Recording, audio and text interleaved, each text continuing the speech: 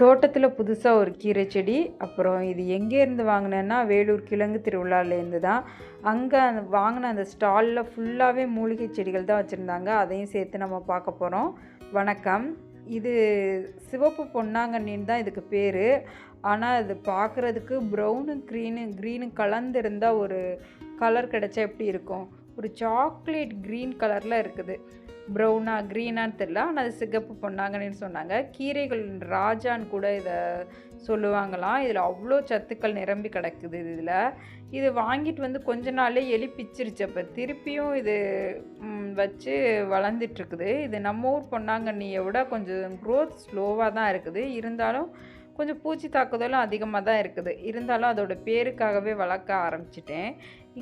இது வந்து வேலூர் கிழங்கு திருவிழாவில் ஒரு பாப்பா தான் ஒரு ஸ்டாலில் நின்றுட்டு இருந்தா. அவங்க ஸ்கூலுக்கு லீவ் போட்டுட்டு நிறைய விதைகள்லாம் சேகரிச்சிருக்காங்க. அதை விற்கிறதுக்காகவே அந்த ஸ்டாலில் பாப்பா நின்றுட்டு இருந்தது. அவங்களோட தான் இது ஒரு வல்லாரை, அதாவது குதிரை காது வல்லாரையா எப்படின்னு தெரியல. ஆனால் நானும் அதுலேருந்து ஒரு செடி வாங்கிட்டு வந்திருக்கேன்.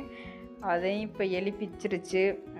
பழைய வல்லாரை செடி தான் இருக்குது. அக்ரஹாரம் இதான் அந்த பொன்னாங்கண்ணி, ப்ரௌன் பொன்னாங்கண்ணின்னு ஒரு சின்ன கவரில் தான் இருந்தது. 100 ருபீஸ் சொன்னாங்க. இருந்தாலும் நான் வாங்கிக்கிட்டேன். புதுசாக இருந்ததே அப்படின்னு வாங்கிட்டேன்.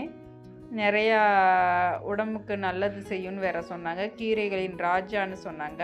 திப்பிலி செடி, அப்புறம் இது வந்து நார்த்தங்காய் செடி, அந்த ஊறுகாலாம் போடுவாங்களா அது, அப்புறம் பூனை மிசை செடி. இவங்க ஃபுல்லாகவே மூலிகை செடிகள் தான் இவங்க வச்சுருந்தாங்க. இது வந்து பெப்பர்மின்ட்டு அந்த செடி, அந்த விக்ஸ் துளசின்னு சொல்லுவாங்களா, அதான் பேர். ஆனால் மாற்றி எழுதி வச்சுட்டேன்னு சொன்னாங்க. விக்ஸ் துளசி. இது ஒரு கொஞ்சம் செடிகள் தான் வச்சுருந்தாங்க. ஒரு 5 செடிகள் தான் வச்சுருந்தாங்க. இதெல்லாம் என்கிட்ட இருந்தனால நான் அங்கே வாங்கலை, இதெல்லாம் வாங்கலை. இவங்கள்ட்டேருந்து அந்த வல்லாரையும் அந்த ப்ரௌன் பொன்னாங்கண்ணியும் வாங்கினேன். அப்புறம் வந்து இது அந்த செங்கற்றாழை, நன்னாரியெல்லாம் எங்கள் ஊரில் வளர்ந்து கிடக்கும். ஆனால் ஒன்று கூட பறிக்க முடியாது, அது மாதிரி வளர்ந்து கிடக்கும். கண்டங்கத்திரி, இதெல்லாம் எங்கள் ஊர்லேயே நிறையா வளர்ந்து கிடக்கும். இதெல்லாம் மூலிகையில் இங்கே ஸ்டாலில் வச்சுருந்தாங்க. மக்களும் அதை நிறைய பேர் வாங்கிட்டு போயிருந்தாங்க. விலாமிச்சை, இதுதான் ஒரிஜினல் வெட்டிவேர்னு சொல்லுவாங்க. கருப்பு வெட்டிவேர்னு சொல்லுவாங்க. இது ஒரு லெமனும் மின்ட்டும் கலந்தால் ஒரு வாசனை இருந்தால் எப்படி இருக்கும், அது மாதிரி தான் இருக்கும் இதோட இலையோட வாசனை. வசம்பு செடிகள்லாம் ஒரு 5-6 செடிகள் தான் வச்சுருந்தாங்க. இதெல்லாம் எல்லார் வீட்லேயும் கட்டாயமாக இருக்கணும். அதோட வாசனைக்காகவே நான் வளர்த்துட்ருக்கேன் எங்கள் வீட்டில். இலைப்பிரண்டை, அப்புறம் கீழே கொஞ்சம் செடிகள்லாம் வச்சுருந்தாங்க. அப்புறம் சங்கு நாராயணா, இது ரெட் கலர் நல்லா. இது வந்து இது பேர் என்னமோ சொன்னாங்களே, இது தைல துளசி. இது நமக்கு உடம்பு வலினா அதோட இலைகளை தண்ணியில் போட்டு குளிச்சோன்னா உடம்பு வலியெல்லாம் போயிடும். அந்த செடி நான் வாங்கினேன். நான் ஒரு 3 செடி வாங்கினேன்னு நினைக்கிறேன். அப்புறம் இது சங்கு நாராயணா, ரெட் கலர் பாருங்கள், பின்னாடி எவ்வளோ ரெட்டாக இருக்குன்னு இதோட இலைகளை. இது புளிப்பாக இருக்கும். இந்த இலைகளை சாப்பிட்டா பசியே எடுக்காதான். இப்போ நிறைய பேர் வந்து அழகு செடியாக வளர்த்துட்ருக்காங்க அதை. வெற்றிலை, சின்ன இலையாக இருந்தது வெற்றிலையெல்லாம். தவசி முருங்கை, அதான் மல்டி விட்டமின் கீரைன்னு சொல்லுவாங்கள்ல. இதெல்லாம் டிஸ்பிளேக்கு தான் வச்சுருந்தாங்க. ஒரு செடி 2 செடி. அப்புறம் லெமன் கிராஸு, பப்பாளி, சிவப்பு பப்பாளின்னு சொன்னாங்க. பெரிய கவரில் இருந்தது. அதெல்லாம் வாங்கலை நான்.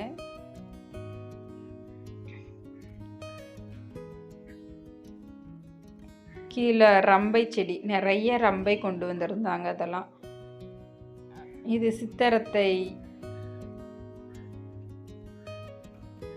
அதோடைய நம்ம ஒன்றுமே சித்தரத்தை கிழங்கு தான் நம்ம யூஸ் பண்ணணும்னு இல்லை. இதுவே சங்கு நாராயணால பெரிய இலைகள் உள்ளது. சித்தரத்தை இலையை மட்டுமே நம்ம யூஸ் பண்ணலாம். சளி பிடிச்சிருக்கப்பெல்லாம் ஒரு டீ போட்டு குடிக்கலாம். நல்லா இருக்குது, நான் குடிச்சிருக்கேன். ரொம்ப டேஸ்ட்டாக இருக்கும். அது வாசமாக இருக்கும். அது தழுதாழை, இதெல்லாம் ஒரு மூலிகைன்னு சொல்கிறாங்க. இதெல்லாம் எப்படி பயன்படுத்தணும்னு தெரியல. அதே மாதிரி ஆரோக்கிய பச்சிலை, இது இருவாச்சி, திருவாச்சி, இதெல்லாம் நான் எப்படி யூஸ் பண்ணணும்னு தெரியல. அதெல்லாம் டிஸ்பிளேக்கு தான் வச்சுருந்தாங்க. நிறைய செடிகள் டிஸ்பிளேக்கு தான் வச்சுருந்தாங்க. ஆரோக்கிய பச்சிலை இதுவும் டிஸ்பிளேக்கு தான் இருந்தது.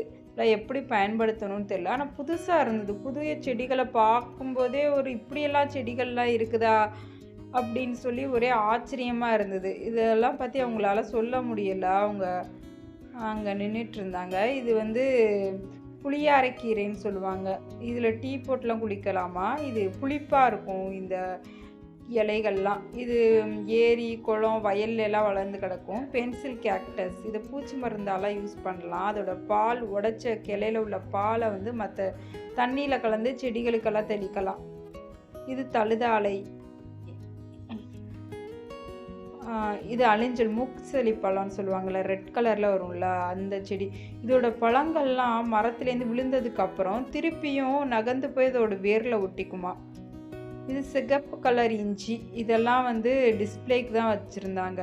ஆனால் இதெல்லாம் சேல்ஸ்க்கு இல்லை, இல்லாட்டி நான் வாங்கிட்டு வந்திருப்பேன்.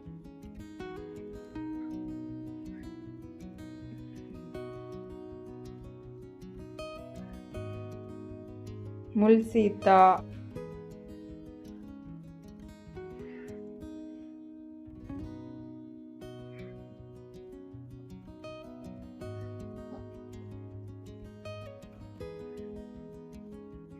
அஸ்வகந்தா, அமுக்ரா. இதோட இலைகள்லாம் நம்ம அரைச்சி குழம்புல எல்லாம் சேர்த்துக்கலாமா, புளி குழம்புல எல்லாம் வைக்கும்போது. இது டீ போட்டு குடிக்கலாம். இதோட இலைகளை நல்லா தூக்கம் வரும், மனசை வந்து அமைதிப்படுத்துமா. எலும்புட்டி செடி.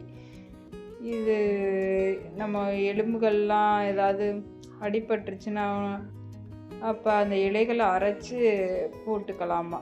மற்ற மருந்துகளை நாட்டுறதை விட இந்த வீட்டில் இது இருந்ததுன்னா அதை அரைச்சி நம்ம போட்டுக்கலாம். இதுக்கடுத்தாலும் ஏதாவது ஒரு தைலத்தை தேடி ஓட்டுறதுக்கு வீட்டில் இருக்கிற இலைத்தலைகளை பயன்படுத்தலாம். இது கருவூமத்தை. நம்ம எல்லா செடியும் வளர்ப்போம், ஆனால் அதை பயன்படுத்த நமக்கு பயமாக இருக்கும். ஆனால் பேர் ஏதாவது ஒன்று எழுதியிருக்கும், கடையிலேருந்து வாங்கி மட்டும் யூஸ் பண்ணால் நமக்கு பயமே இருக்காது. அது என்னன்னு எனக்கு இன்னும் வரையிலுமே புரியலை. நாங்கள்லாம் மருந்துகளை விட்டு பல வருடங்கள் ஆச்சு. அடிபட்டால் கூட எதுவுமே போட்டுறதில்ல. வெறும் எங்கள் வீட்டு குழந்தைங்களாம் தேங்காய் எண்ணெயை எடுத்து அந்த காயத்து மேலே ஊற்றிக்கிட்டு போயிடுவாங்க. அவ்வளோதான் அவங்களுக்கு தெரிஞ்ச மருந்து.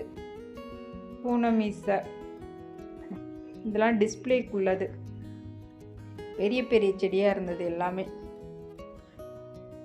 இது சிவப்பு ஆமணக்கு செடின்னு சொல்லுவாங்கள்ல, சிகப்பு கலர் ரேர் பிளான்ட். இதெல்லாம் டிஸ்பிளேக்கு தான் வச்சுருந்தாங்க. இதையும் ஒருத்தவங்க வாங்கிட்டு போனாங்க. நெய் மிளகா, மிளகு செடி, இதெல்லாம் டிஸ்பிளேக்கு உள்ளது. சிறு குறிஞ்சான், சர்க்கரை நோய்க்குன்னு ஸ்பெஷலிஸ்ட்டு. எதையோ வாங்கி சாப்பிட்டுக்கிட்டு இருக்கோம். இதில் நம்ம இந்த இலையை சாப்பிட்டுட்டு நம்ம எந்த ஒரு இனிப்பை சாப்பிட்டாலும் இனிப்பே தெரியாதான். இனிப்பு சுவையை மறைச்சிடுமா அந்த இலை. அவ்வளோ கசப்பாக இருக்குமா. ஓரிதழ் தாமரை. இதெல்லாம் எங்கள் ஊர்லேயே கீழே வளைச்சி கிடக்கும். அவ்வளோ செடிகள் முளைச்சிருக்கும். இதெல்லாம் எப்படி பயன்படுத்துறதுன்னு தெரியல, ஆனால் செடியை பார்க்கும்போது சந்தோஷமாக இருந்தது. கலாக்காய் செடி.